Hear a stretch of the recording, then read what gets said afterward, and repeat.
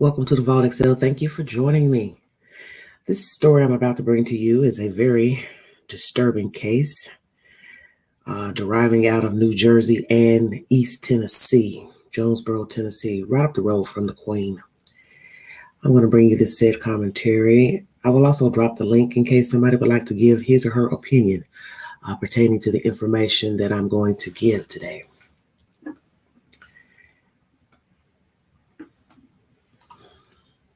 Patch.com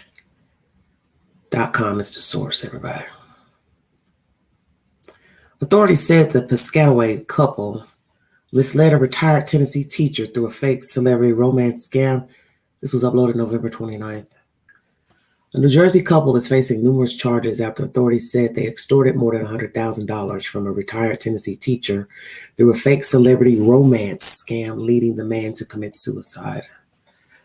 Shinagorm Onwumir, 34, and Salma Abdul Karim, 27, both of Piscataway, were arrested last week and each charged with 3 counts of extortion, 3 counts of financial exploitation, 2 counts of theft, and 2 counts of criminal impersonation following the months-long scam.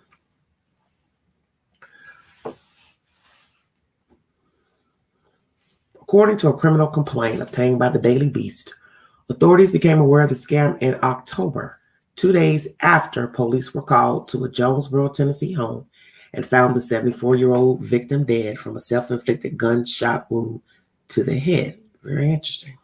2 days later. According to the complaint, the victim's family found multiple emails dating back to August between him and a person claiming to be an unnamed celebrity. Authorities said the pair sent photos back and forth, and the victim was convinced he was in a romantic relationship with the celebrity. According to court documents, the victim then began receiving emails from someone claiming to be with the FBI. The person told the victim the purported celebrity was suing him for sexually harassing her in their email exchange, and that he would need to pay fines to resolve the matter out of court documents said. Washington County Sheriff Keith Sexton said the victim sent the suspects numerous gift cards and checks over several days. Authorities said the victim sent the suspects more than $100,000. According to the criminal complaint, authorities identified Abdul Karim and Onwumir as the suspects after the victim wrote a check for $4,500 to a company registered in Onwumir's name and sent it to Piscataway home, and Abdul Karim shared, the complaint said. So it's a guy and a female. Onwumir is his last name and her last, Abdul Karim. Very interesting. Foreigners, I suspect. The victim also wrote another check to the FBI and wrote Agent Salma Abdul Karim in the subject line. According to court documents, the suspect scolded him, authorities said, and told him he would have to pay $40,000 fine for not following directions. Wow. According to court documents, the victim went to his bank and obtained $41,000, a $41,000 cashier's check payable to Onwumir, and sent it to an address in Tacoma Park, Maryland. So now we have another location of sending money. The following day, the victim was told to send another $25,000 cashier's check to Abdul Karim in New Jersey. According to court documents, the victim went to his bank and took out a $25,000 loan against his car to pay the suspects. Authorities in Tennessee subpoenaed bank records, which revealed the victim's checks were deposited into bank accounts in Onwumir and Abdul Karim names, according to the criminal complaint. Authorities said security video from an ATM in Colts Neck also showed the couple depositing one of the man's checks into a checking account they shared. Authorities later searched the couple's home, where they found an envelope from the victim. According to court documents, authorities said during the search, the suspects admitted to receiving checks from the victim. Abdul Karim and Onwumir waived extradition and were taken to the Washington County Detention Center in Tennessee. At their initial court appearance on November 20th, bond was set at $500,000 each. A preliminary hearing is set for November 30th. Additional charges are pending. Naturally, we're in a new month, which is December. While authorities did not name the victim, an obituary found by the Daily Beast described him as a beloved former educator who enjoyed football, golf, spending time with his grandchildren. If you or someone you know is considering suicide, there are resources to help. There is the National Suicide Prevention Lifeline available 24/7 by calling or texting 988. It's a website also offers numerous services, including a live chat. Patch is the source, and I believe the original story was written by the Daily Beast if you need verification for this information.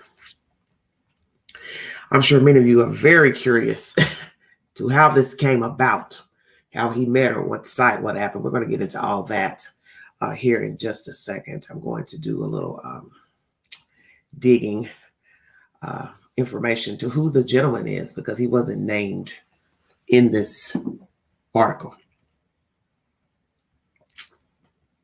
But I'm sure by now many people know who he is, at least in Tennessee. Very sad. Very sad indeed. 1 second. Getting my notes. Got a lot of them.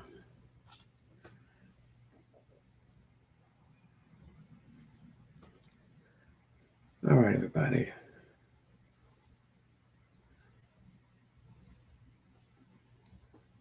Just bear with me. I'm going to pull up the obituary where I found a 74-year-old man who matches the information here. This obituary is of a Caucasian man who was once a school teacher coach. So I'm assuming this is the man. I stand corrected if he is not this guy. But we're going to talk about it because it's a lot deeper than just a man falling for someone or entwined with someone that he's never met and sending money and being scammed and then later kills himself. You will find out that he was also married. So it's a lot deeper than just giving up the money to strangers.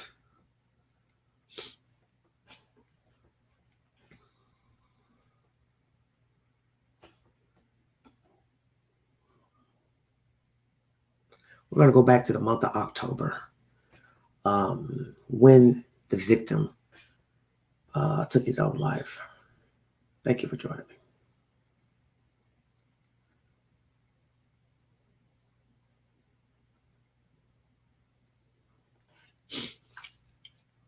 Vernon David Ford departed this life 10/23/2023. Vernon David Ford went home to Jesus on October 23rd, 2023. David was born on February 13th, 1949 in Washington County to Glenn L. Ford and Julia Ann Ford.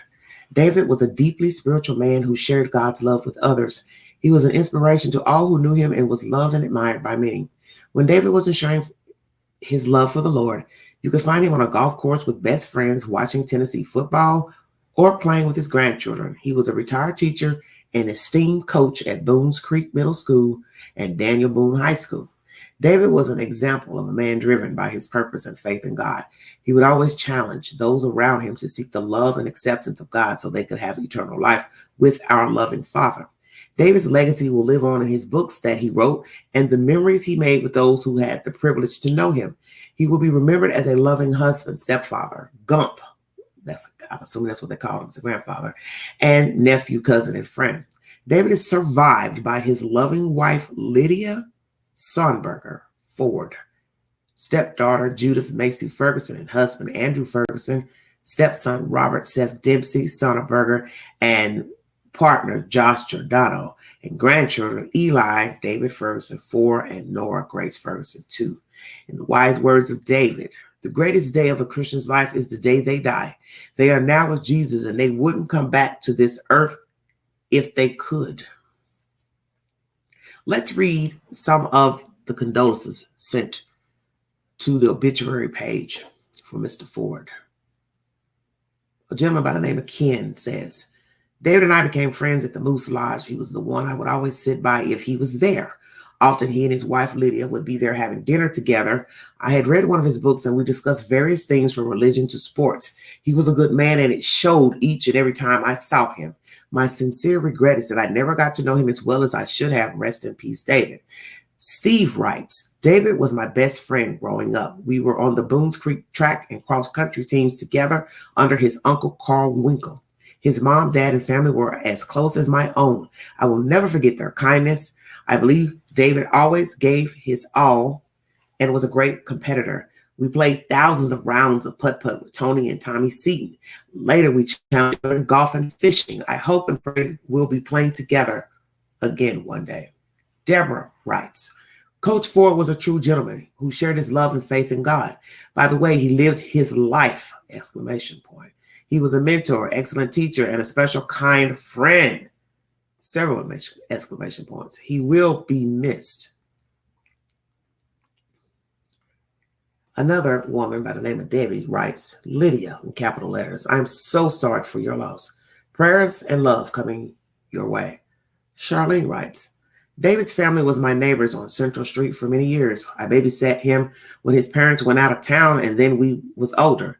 He babysat for me. We went to same church during his youth and our families camped together on Boone Lake. I can remember David and myself getting up early to take the boat out for fishing before the rest of the family awakened. David was a real joy and unusual teen. He was shy and I don't remember him ever getting into trouble. He was always ready to help anyone out. He shared deer meat with me from his numerous hunting trips. He became a true Christian man and always gave me copies of his book as he completed them. Our loss is heaven's gain. Family, may the peace of Jesus and the comfort of the Holy Spirit sustain you during this valley. David has left footprints on many hearts. Tommy writes, Dave, you were my good friend as a fellow teacher at Daniel Boone High School. My heart aches at your passing. Words cannot express all that I could say about you. I'm so sorry, dear family, for your loss. I am sure you are just as shocked as I am.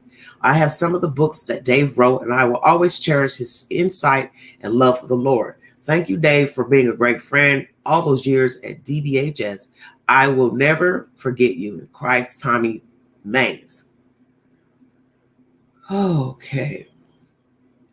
Brian writes, what a great man and coach. I remember our long talks when I played ball for him, and we'll always how wise and caring he was until we see each other again, my friend. That's by Brian. Didn't read any of their last names. So this is the Dillo Taylor obituary.com site. And I'm assuming this is the man who killed himself, Mr. Ford, because he's also a teacher and a coach, as you heard in the article. There's a lot to digest in this commentary, and I'm going to chop it up the best that I can. I'm also going to drop the link in case there's somebody in the viewing audience that would like to give his or her opinion pertaining to the said information, because it's a very dire situation. A man who seemed to be living, I would assume, his best life, took his own life because he was bamboozled by this couple. I'm assuming they are African. They are brown-skinned people, and they do have foreign names. So I don't know if they are from Africa or here or any other island, but the one guy's name seems of African descent.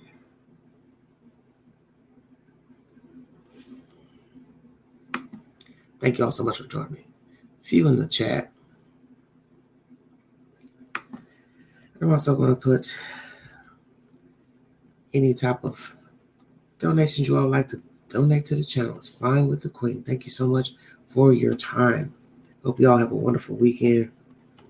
Watched a very interesting movie last night. Ooh, had me going. I Googled all morning trying to figure out what was the ending about. Somewhere I got lost. Very lost once I got to the ending. It's called Thunderbird. For those of you who would like to check it out, free on Vudu. You have to sign up, of course, to get into the app. But it's called Thunderbird. Let's dissect this information.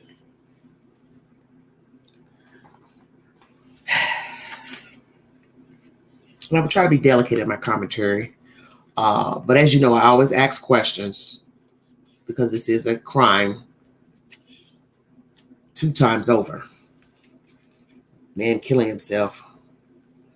One would say that's a crime against God, because he tells us we don't have the right to take our own life. Who was Vernon David Ford? How did he come to be in this situation? Who is the celebrity? Hold on a minute. I'm going to go back. Excuse me. I'm moving a little too forward. How did he meet the female or the guy? Which app? Date site app? I'm assuming it's probably the date site app. Which one? POF? Match.com? What are we saying? This information is going back to August of emails, picture swapping between the lady, the guy, and Mr. Ford. What photos did she send? He sent to him. Caucasian lady, Hispanic lady, brown lady, black lady, what? Who was this alleged celebrity that they were pretending to be? It's very strange. Hello, Lady Lolo. Thanks for joining me, sweetheart. Who is the lady? Because this article says the celebrity was unnamed. So did the person who reached out, these people who reached out to him, did they pretend to be a celebrity but never gave their name? Such as, hi, I'm Mandy. I'm a well-known star. See, none of this makes any sense to me. Because each question I ask is going to be in correlation to the information. You say she wasn't named. Well, how does she correspond in telling him who she was? Because if she doesn't give her name, then that means the only thing left is to give a photograph. You hear in this information, photographs were exchanged. So who was the lady supposed to be? Which star? Currently acting, not acting, old actress? Was she an elderly lady? His age, 70s, 60s, 50s, 20s, what? Who is the lady? What was the race? What site, app did he meet her on? Has he done this before? Go online to meet a woman. Because you now know that he was married. That's why I said this story is deeper than just him sending money thinking the FBI were messaging him that he was stalking this lady. Because how can it be stalking if they are talking to each other? Messaging. If you have emails going back and forward, what are you saying? He just found somebody on social media to contact? I think not. Because the fact that these two have probably done this before, catfishing people trying to get money. That's another question. How many people have they catfished? How many people actually sent them money? Were they ever investigated before for these type of crimes? Once again, where did he meet the young lady and the guy? Has he done this before? Go online trying to find somebody. How many people have they catfished? Just in general, even if not getting any money. How many sites are they on? Trying to lure people, get into people's bank accounts.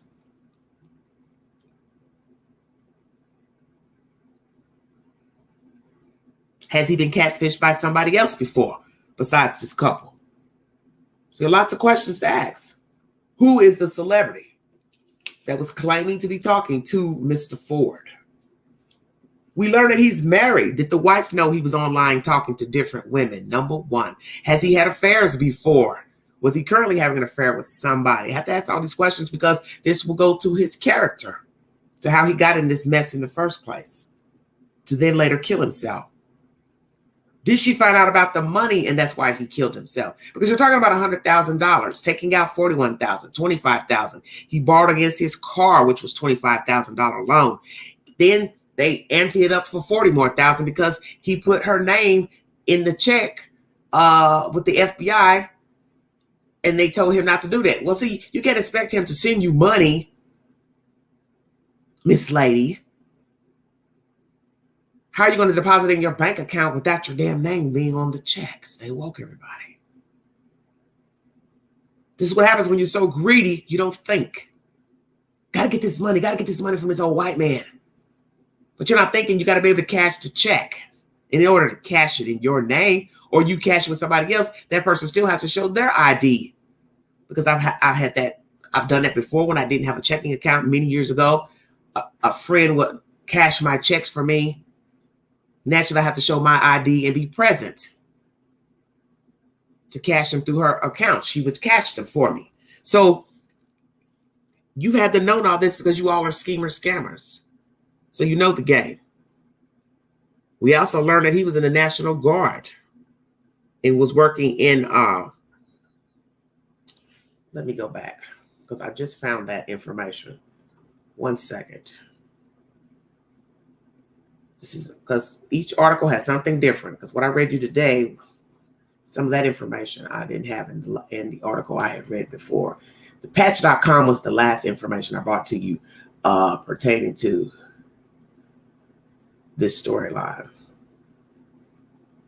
I'm going to go up. Hold on 1 second, everybody. Thank you all so much for joining me. And we also learned that Mr. Brown, an ex-football player, has, I believe, pled not guilty in court pertaining to the death of his mother. Sergio Brown pleads not guilty to the murder charge in his mother's death. Very scary information. Okay. I'm going to read you this. I got this from the news break. It's very sad. This is just a crazy situation. But I'm sure this goes on often because I've been on the date sites myself. And I've had people message me through Facebook years ago trying to scam money. It's always something. People think you're so stupid, you're like you're not going to ask any questions. Now, these two people I'm talking about, Shinagarum Anwumir, he's 34. Salma, she's 27. They're both, I believe, foreigners living here in the United States.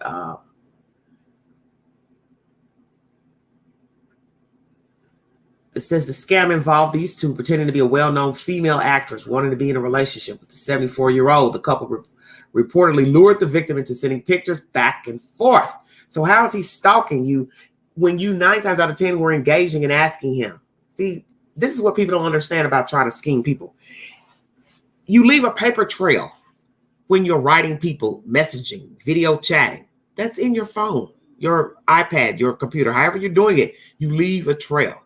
So if you're asking the man for pictures, how is he stalking you? You saw him out. That's the whole purpose of you being arrested. And the flip side of the story is the obvious. He made a choice to give these people his money, no matter if he thought he was talking to the real celebrity or not. It really doesn't matter if it was an actual woman with that who matched the pictures, they video chatted, whatsoever. The point is you sent the money. You didn't have to send the money. You knew you weren't harassing this lady because 9 times out of 10, she reached out to you on the site or you reached out to her on the site and you two started conversing, even though she's not the person who you're actually talking to. The pictures aren't who you think you're talking to, but the point still remains he was a grown man and he sent whomever money. That was a choice. Let's just say talking at first. Let me back up. Talking at first, then the FBI, pretend FBI steps in and says, well, you're harassing her, blah, blah, blah. All he had to do was write back. I'm not harassing anybody. We've been talking. We've been exchanging pictures. I'll leave you alone.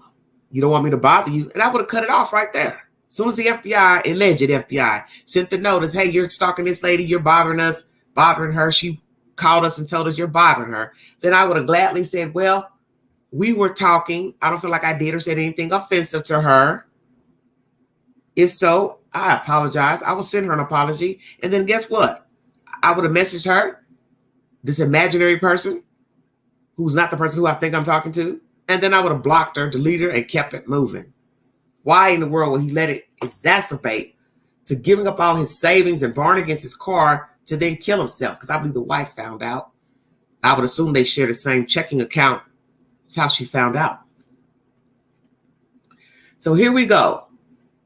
So they lured the victim into sending pictures back and forth. Per the outlet, that's when Anwumir emailed the victim, purported to be from the United States FBI, before telling the victim that he had entered into a sexual harassment lawsuit due to the conversations.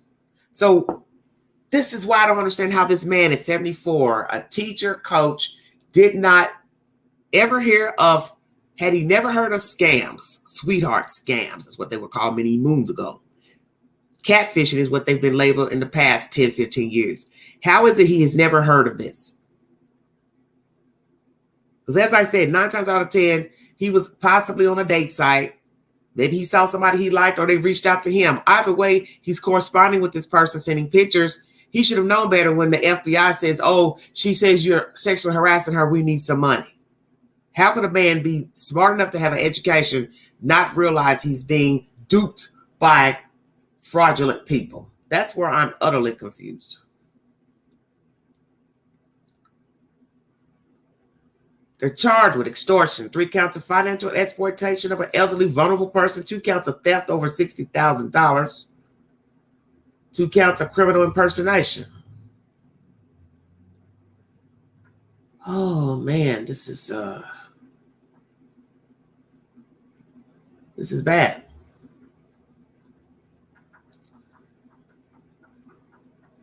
Lived in New Jersey, Piscataway Township Police Department investigating this crime alongside Washington County Sheriff's Department.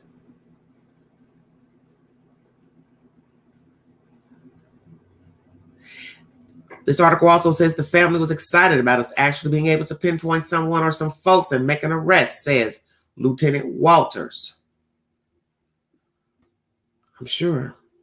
Additional charges are pending as the investigation remains ongoing. The fraudulent couple were arrested over 3 weeks ago in their home. Okay, this article does not show what I'm looking for. I'm trying to find information. He was in the Guard, National Guard. It's in one of the articles. He was working with accountings or something, dealing with people's identities or something, I think. This is wicked. What else do I have to ask? Did she ever tell him where she lived? These two. Who was doing the most talking to him via the social app? The woman or the man? Once again, as I said, why didn't he ignore the emails from the alleged FBI? Did he ever talk to her on the phone? Did he ever video chat? Did he realize if he did talk to her on the phone that she had a foreign accent? Because they will try to disguise their voice. And for all I know, she may not even be a foreigner. She may just have, Muslim name, but she's American. Let's ask that question. Are they actual American citizens? Legal to live here in the United States? If she never talked to him on the phone, did he ever say, why aren't we talking on the phone? If they talked on the phone, did he ever ask her, let's video chat? What was her response? What excuse did she give not to video chat? Because that's when you know people are scamming you. As soon as you ask to video chat and they say no. Now, I've met some men who will just say, well, I want a video chat. I rather talk to you on the phone. That makes no sense. It's like, okay, so you don't want to see what I look like? Then they'll say, oh, well, I got your picture. That doesn't mean that's me. See, this just shows you how ignorant people are. You're going to have to meet me at some point if we were ever going to meet. Hello. So why not video chat? See what the person looks like. See the background. See where they're at. This is how you can get a feel of the person that you're talking to, is by video chatting. Because you need to see where they're calling you from. Their house, outside, work. Stay woke, everybody. This will reveal the true person. That's the purpose of the video chatting. How many people in this small area, Washington County, surrounding area, now know the truth about their friend, Mr. Ford? That he had been talking to someone and he's married, older man or not, he's still legally married at the time of this fiasco. Will they be shocked that he entered into this entanglement, got hoodwinked and bamboozled, gave all these people his savings, and then killed himself? What do the friends have to say about him now? Since they left such nice things about him on the obituary page, what do you think of your friend now, knowing he was a married man and messaging an unidentified person and sending them money once he got blackmailed? Then you have to ask that. Did he ever volunteer to send anything or was asked anything before they started blackmailing him? Very interesting. He didn't think of his wife. 74 years old. You're just a few years shy of being 100. God has blessed you to live a full life. Do things, go places. and you're on a date site or some social app entangled with this imaginary person, you get blackmailed by them, and you don't think that this is not going to harm you. You don't think your wife is going to find out about you canoodling through emails and pictures, and then you go in your bank account, take all your money out. So you leave this woman destitute if she doesn't have her own separate bank account. So let me ask that. Does Miss Lydia have her own separate bank account? How old is Miss Lydia? How long have they been married? Is this how he got caught up to decide to kill himself? It's because Miss Lydia went to the bank and realized there's no money in there. Did she confront him? What did he say? Did he tell her the whole truth? Even the allegations from the FBI? If so, why didn't she think, well, let me call the FBI myself. We'll get to the bottom of this. Let me see the emails. Let me see the pictures you sent. Did he ever send her any racy pictures of himself? Nude. Did he ask her for nude photos? See, there are 1,000 questions you can ask. But the part of the story that makes no sense is the obvious part. Why didn't he have any common sense to say, this don't sound right what I'm doing. This isn't right because 1, I'm married. And 3, I don't have any business sending anybody money when I know I haven't harassed anybody. And the FBI is not going to email you. Believe that. You have committed a crime allegedly. You have been accused of a crime, or they want to talk to you about a crime. They show up to your door. And that's what he should know. At 74, should have known rather. You're a 74-year-old man who's educated, and you don't have the fortitude to say to yourself, this can't be real, because the FBI would not be talking to me through an email, accusing me of anything. They would come to my house directly. They would come to my job directly, person to person. There'd be no emailing. And he should have known that. He should have known better when he saw her name. And it's not to be racial. To profile her name is not to say that there can't be somebody with a African or Muslim name that works for the FBI or any government office. But let's be truthful. When you saw her name in the email with FBI, you should have said to yourself, something's not right. Because as I said, 9 times out of 10, before he started getting the emails from the alleged FBI, he had to have known that something wasn't right with the persons he had been talking to. Because 9 times out of 10, they probably never video chatted, because how are you going to video chat when you're not the person in the picture? Because I'm going to assume that the picture is of a white woman.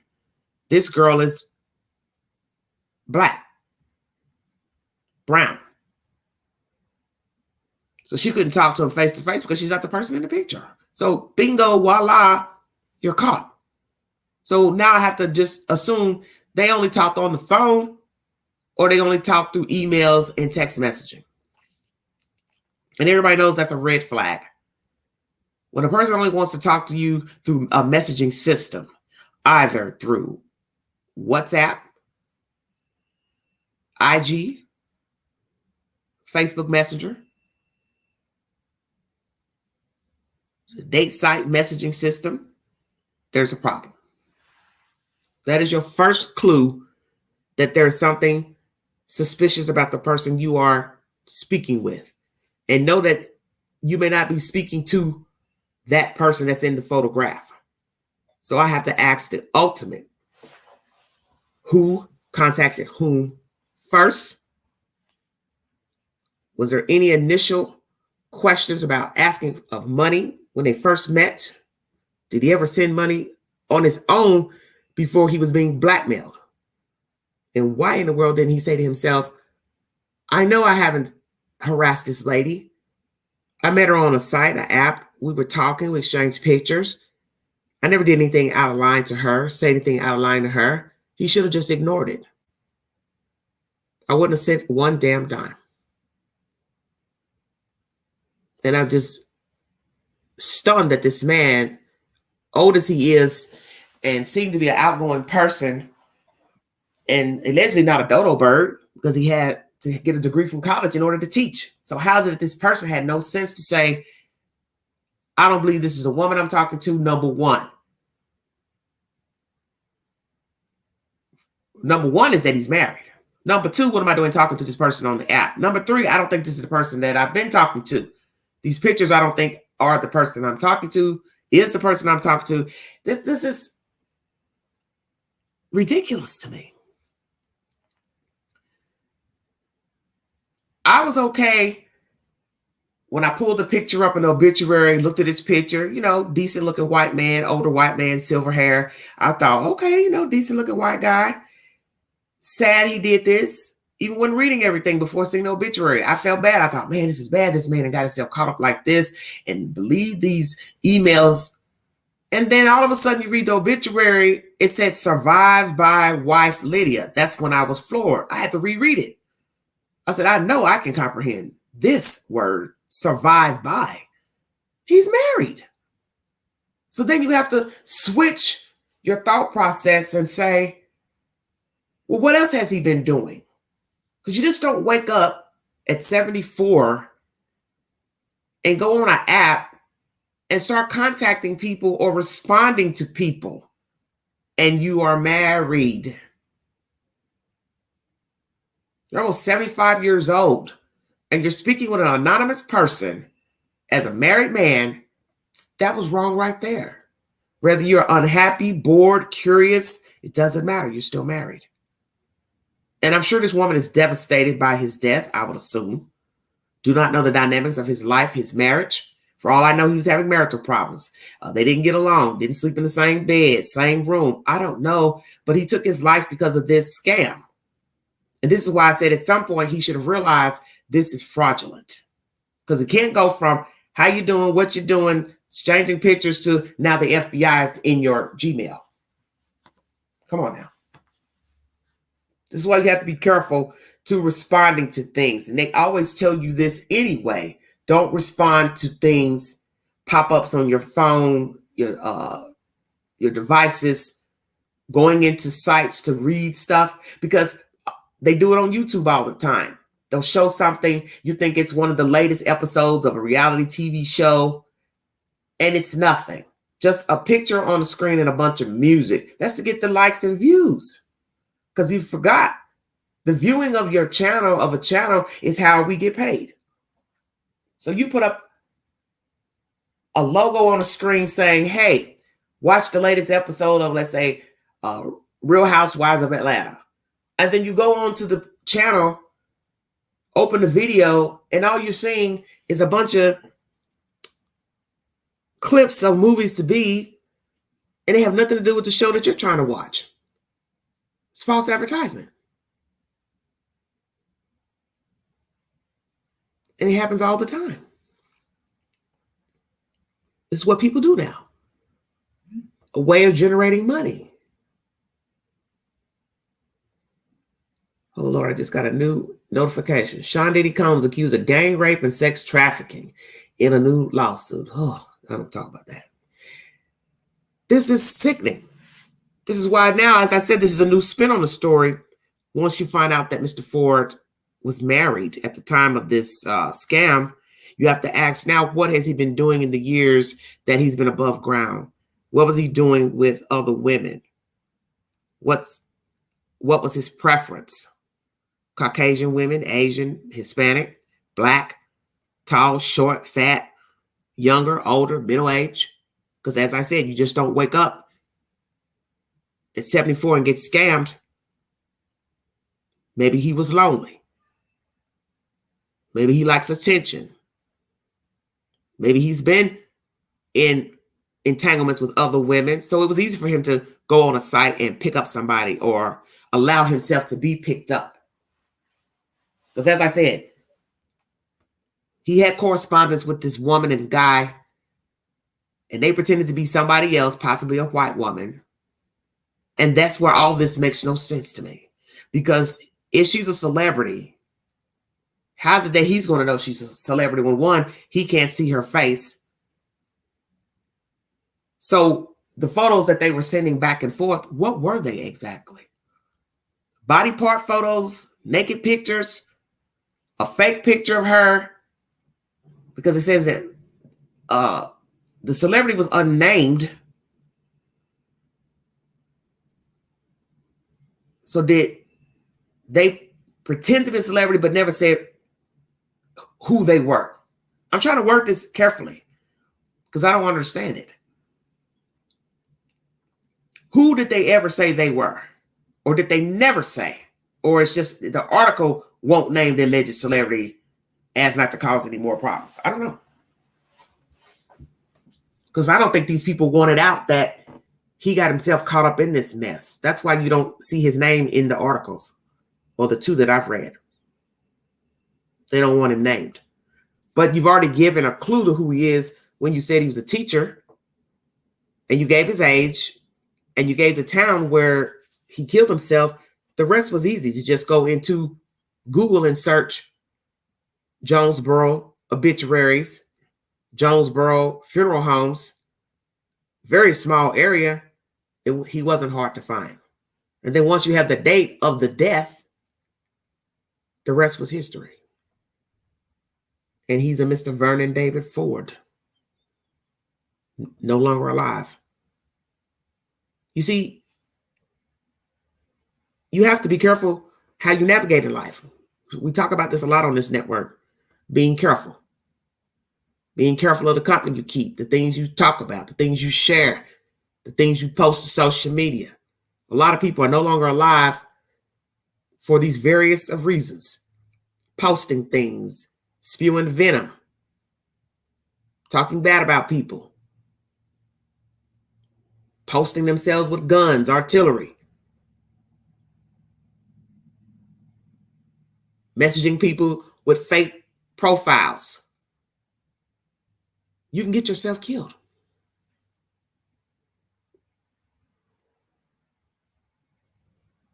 Now, he probably would have took the fortitude to go find her, to hunt her down, to kill her, but you never know. This is why you have to be very careful, as I said, in dealing with people. And yes, this is a shock, I'm sure, to the system, for the family, people who knew him, because you know people talk, small town, that area is where he's from is smaller than this demographic here in Knoxville. You know it's already out that he was catfished and who he is. And any other secrets he had, they'll possibly be out now. You see, that's the one thing we've learned about secrets, bones in the closet.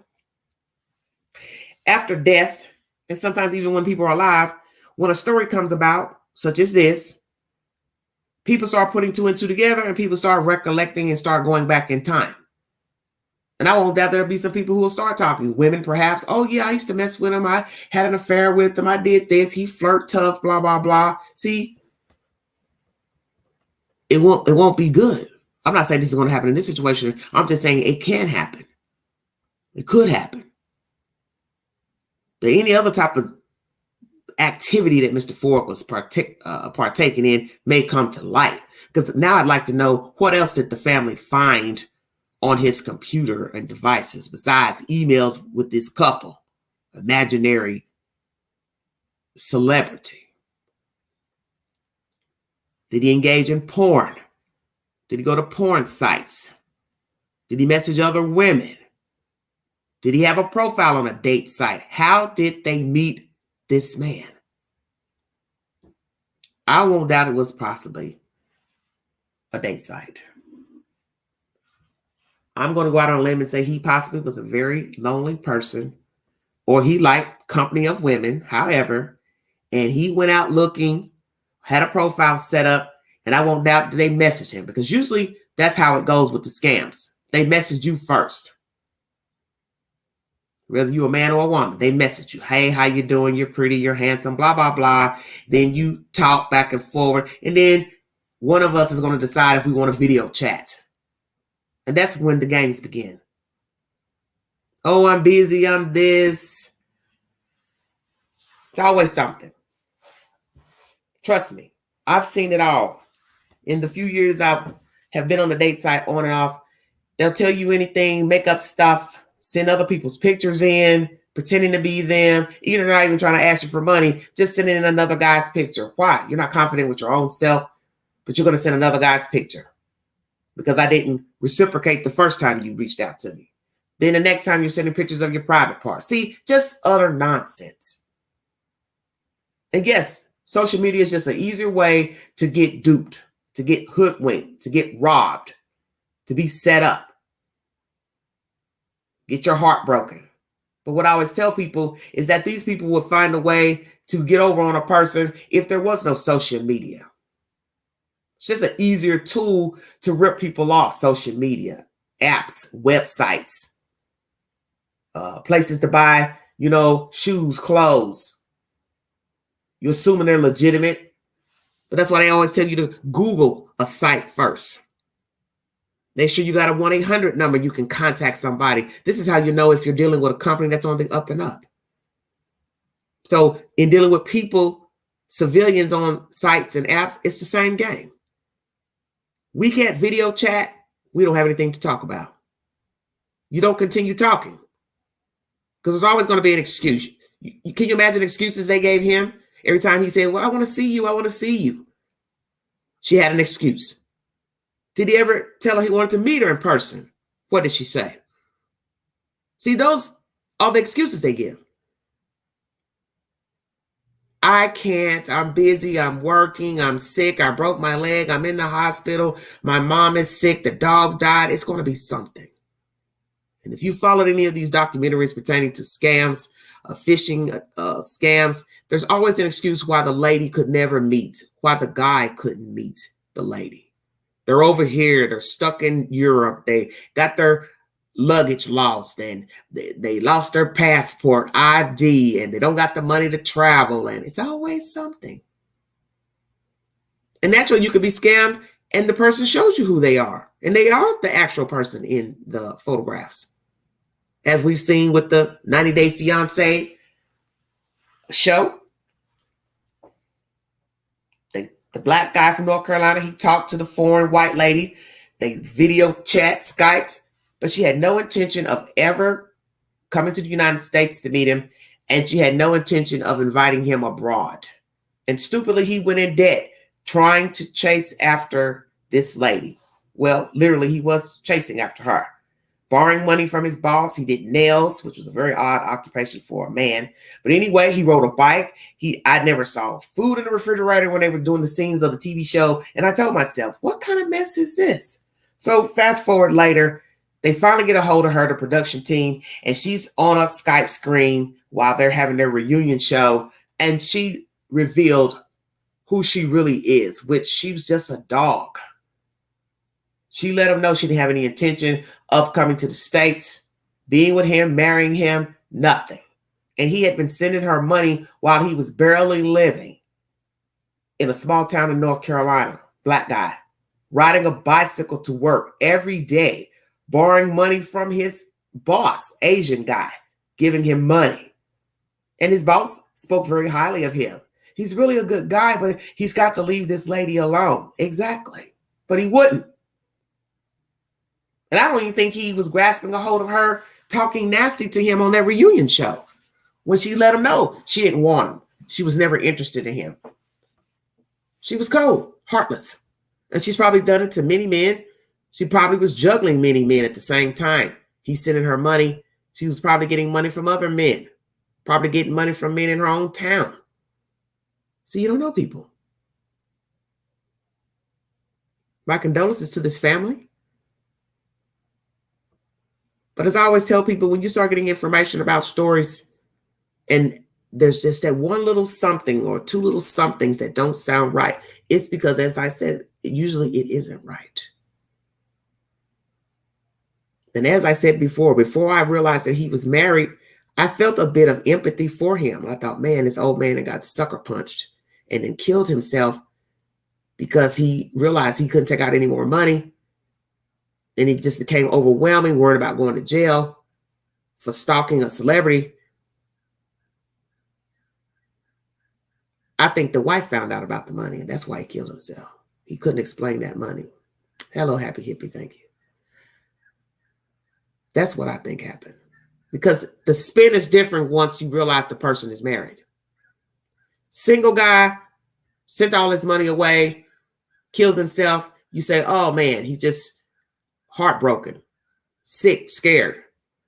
But then when you find out he's married, the tables are now turned. You realize there's way more to the story. Because you have to ask the ultimate question. Why would a 74-year-old man be on any type of app or site talking to anybody, whether they are real or not? What's wrong with his wife? And she has to be devastated, as I said, if she actually cared for her husband, to know that he was talking to another woman, sent their savings and monies to her. So now he's left her without possible any money unless she has a life insurance policy on him. And most policies that I know of do not pay for suicide. Let's talk about that. So that's why I told you the story is way deeper than just he gave strangers monies and now they've been arrested. And I just thought about that now. She's not even going to get insurance money because I said to myself earlier, I said, oh, well, she might have insurance on him.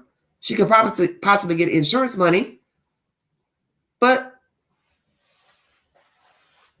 that's a clause in most insurance policies. We do not pay for suicide. This is terrible. And he took the coward's way out. I'm going to say that. And if a person wants to get offended, that's fine.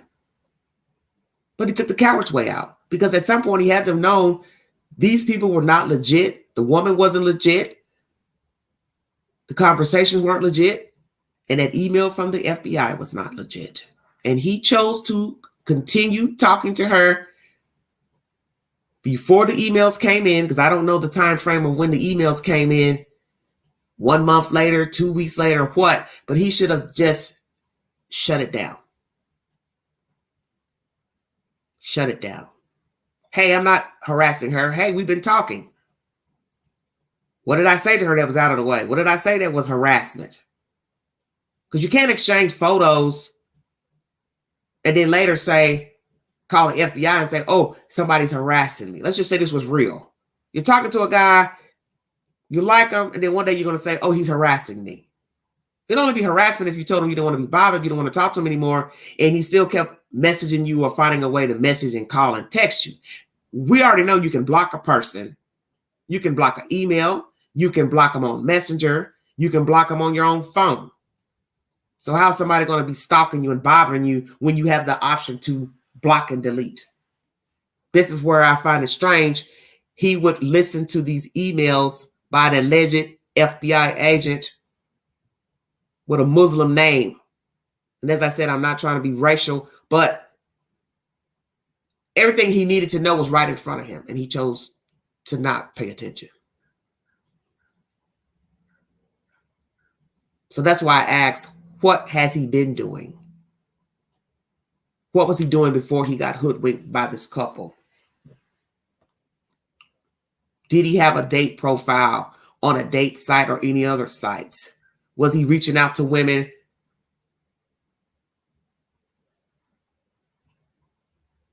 on sites, apps, date sites, TikTok, Facebook, IG?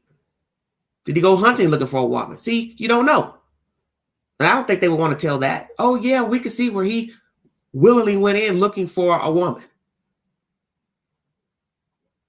And he may have been a nice guy, mentor, school teacher, great coach, but that has nothing to do with his bottom half, below the navel, if you get my drift. He could have been a guy who liked taking up with women. He could have been just a guy miserable, unhappy in his life, his marriage. Nobody really knew except for the wife. And he went looking for fun. And it happens all the time. Because in the end, it's not accusatory. This information that I'm relaying, in my opinion, it's just what's obvious. He was a married man. If he was a single guy, do whatever he wanted to do. Talk to all the people he wants on social media. It's his business. You want to send gifts, this and that, his business. You also heard in this commentary he sent gift cards. So I'm wondering if he sent some gift cards in exchange for money.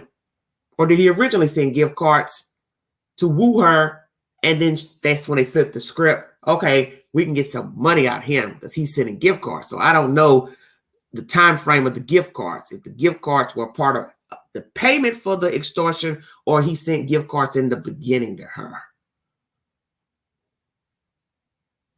I don't know because the article didn't specify. And as I said, I'm sure the wife is devastated. The family is devastated. People who know him, friends with him, church members, all that. See, he goes way deeper than just he gave up the money and killed himself. He had friends, family, children, grandchildren, went to church, I'm sure. So now all these people, they know by now because people talk. And as I said, if I was able to find him through the obituary and put together that he's that guy in this story that they don't want to give his name, you should know the people in the town know why he killed himself by now. And he's left his wife in a pickle, especially if she didn't have her own money. Now imagine that. She and this guy shared the same bank account, her husband, and there's no money in there, and she can't even now get a life insurance policy on him from any avenue because he took his own life. Now imagine being 70 plus years of age, and the only thing you're going to have is any money you've put up, rolled up in a sock, dresser drawer, separate account. That's all you have. And it'll be a shame to find out all her money was looped in with his money. Yes, very selfish. And that's what I have said to myself. He was selfish once I found out he was married. My whole idea of him changed once I found out he was married. Single, you're entitled to do as you please, roam the earth as you see fit, date who you want, solicit who you want, but you were in a relationship, because he can't hear me, of course, he's deceased, but you understand, Mr. Ford was in a relationship and he killed himself because he knew the truth was going to come out about the monies. And he didn't want to tell that wife, hey, I'm being extorted for money. They say I'm harassing this lady. First thing she's going to say is, who are you talking about? Who are they? Oh, the FBI. The FBI. Why would they be asking you for money? Oh, well, I was messaging this lady and now she says I'm harassing her and she's gone to the FBI. And anybody with sense, this lady would say, let me see the emails. Let me read them. And hopefully she would have had enough fortitude to say, this is not legit. Because one, the FBI would never email you. And I can't believe it. At 74, he did not know that. This is a very baffling story to me because we hear these same stories so many times by all different ages, backgrounds, racial demographics, how people are taken in by people catfishing, pretending to like them, date them, and they're just using them. And let me tell you, people will do it and they show you who they are. Their real face, they're the person in the picture. They start talking to you, you start meeting, you start going out, and next thing you know, they're in your house, living in your house. They're going through your personal papers, database, your Gmail, and now they're confiscating bank account numbers, all of that, because it has happened. Such as the one guy who was marrying women. And little did they know he was married to another woman and married to another woman. So he married one woman, go get in her house, her financial stuff, take loans out in her name, take that money, pocket it. Then he'd go on, take that same money, go buy another woman, nice gifts. It was just a vicious circle. Vicious cycle. And one of those heathens ended up making his way right here in Tennessee because Showtime did a special about him. The love scammer, right here in our backyard. Arrested right here in the shopping mall, West Town Mall. Finally, law enforcement found him, caught up with him. And he's left a trail from Knoxville, Tennessee, all the way out to the Pacific Northwest and back around. So you see, a scammer can show you who he actually is. Date you, talk to you, marry you, get in your house, and rob you blind. They don't have to pretend to be somebody else. They don't have to send pictures of somebody else. They can actually meet and greet with you, and you think they like you. They're interested in you. This is why I tell you all, you have to be careful about the company you keep. You have to be careful about picking up strangers, bringing them to your house, your home, going to their house, their home, because you do not know people. And it's a sad way to live, but the world has been this way from day one. It's just exacerbated crime now. You don't know people. That's why a lot of the men on the date sites will say in their profile, I ain't giving out no money. Don't ask me for no money. Get a job, blah, blah, blah. Not a great opening to say, hey, I ain't giving you no money. Don't ask me for no money. Don't want no men dressed like women. They say all kind of crazy stuff.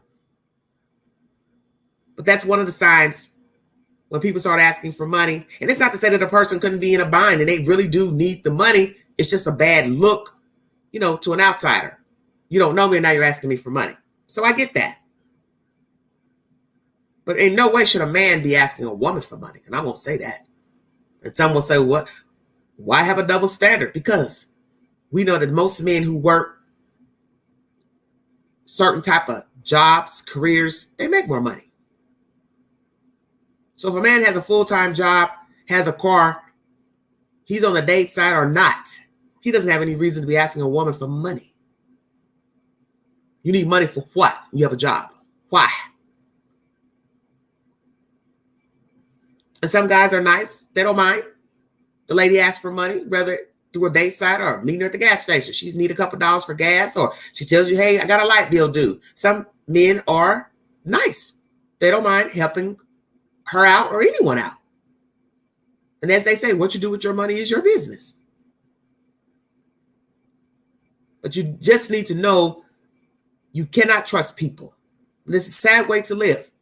And a lot of people have been hoodwinked and bamboozled by people, befriending them, bringing them into their house, their personal peripheral, to only be bamboozled. They're begging. They're needing money. They need food. They need this. They need that. Can start out subtle, can start out overt. Depends on the messenger.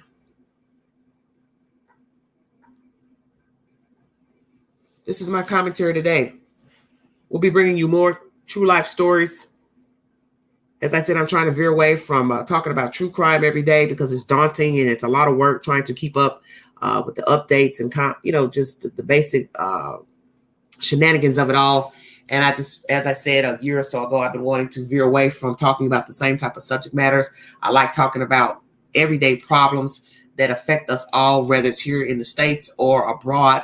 And there's just so many topics out here that there's no need to talk about death every day. Although this is a death story too, but it didn't have to end in death. Mr. Ford did not have to kill himself. He could have actually just contacted the FBI, the local Knoxville agency, and asked to speak to someone, and they could have told him, sir, we don't even know you from a can of paint. We don't have you in our database, and we don't have you under investigation. Whoever you've been talking to, they're not legitimate, and they're not with the FBI. That would have been the end of the story. And 9 times out of 10, they would have asked him for the information, and they would have set these people up to arrest him. That's all he had to do. He could have actually called the Knoxville Bureau to say, hey, I met a woman. She's now accusing me of stalking her. They're wanting money.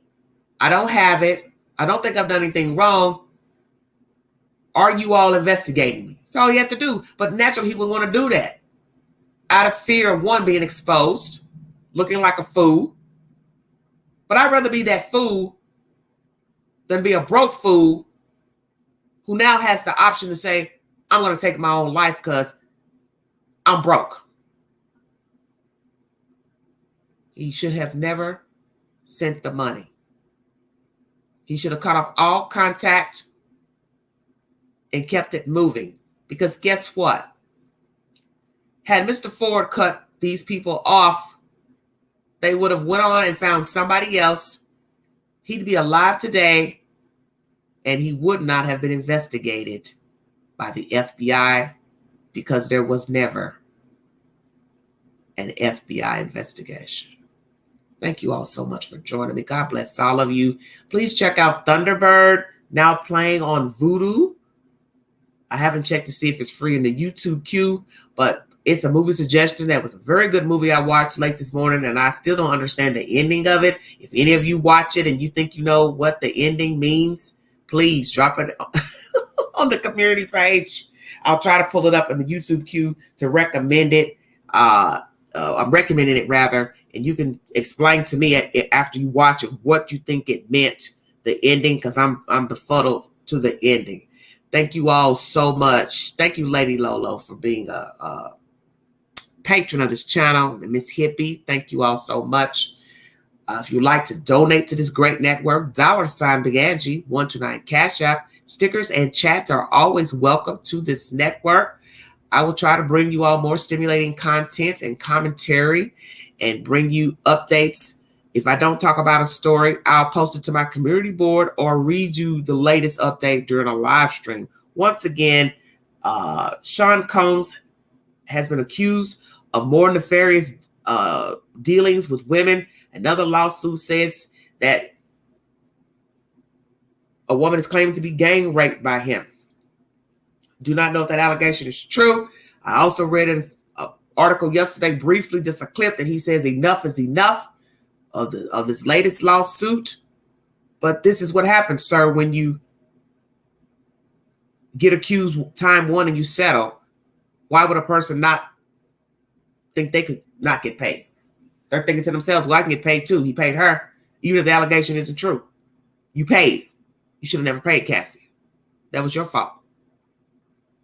So to me, you're just as dumb as this man here. And I tried to be very delicate in my commentary about Mr. Ford, but I don't believe that Mr. Ford did not sense something was off with his communications with these people. At some point, he had to have known that lady wasn't a real lady.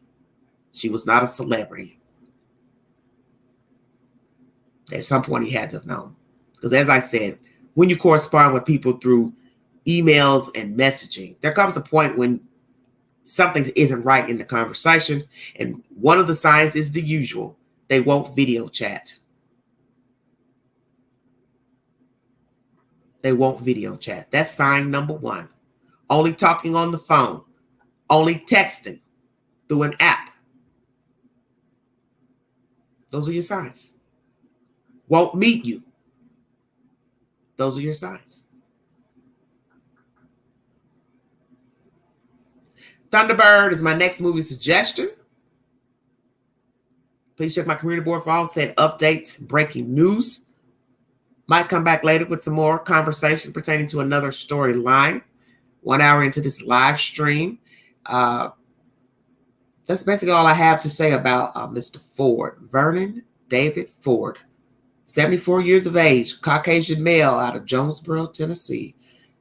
Was scammed by two Black people out of New Jersey, a couple. Evidence shows at the house that they had corresponded with Mr. Ford. Emails, letters, envelopes, money put into accounts belonging to both parties.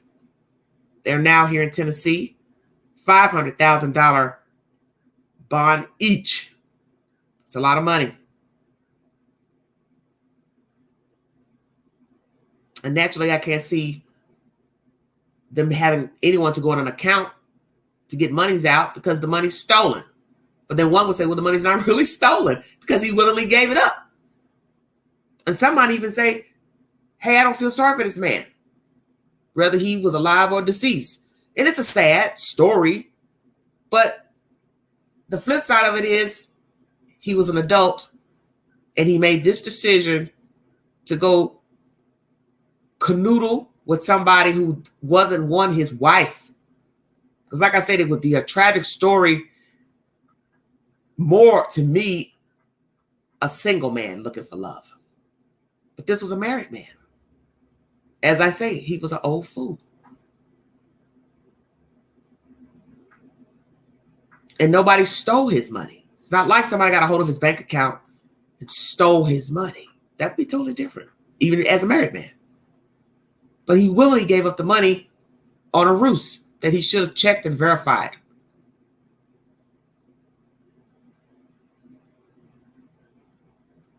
Because all in all, he could have just told his wife the truth and had her call the FBI and say, hey, I'd like to know if you're investigating my husband for any type of stalking against a said person. And they would have gladly taken the information and verified that, no, ma'am, we have never contacted your husband via email. That'd been the end of the story. Prayers for this family, Ford family. Thank you all so much for joining me. You all have a wonderful Thursday, and be aware of your surroundings, your postings. Keep your house safe. It is the holidays, and we do have creepy crawlies running around.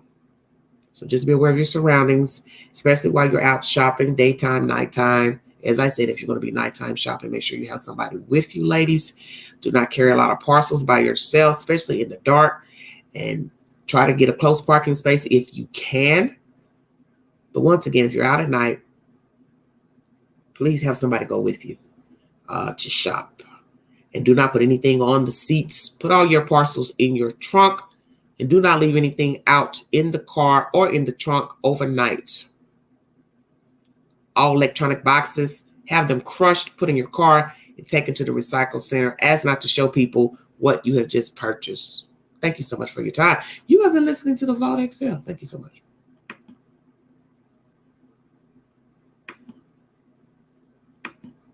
Thank you, love.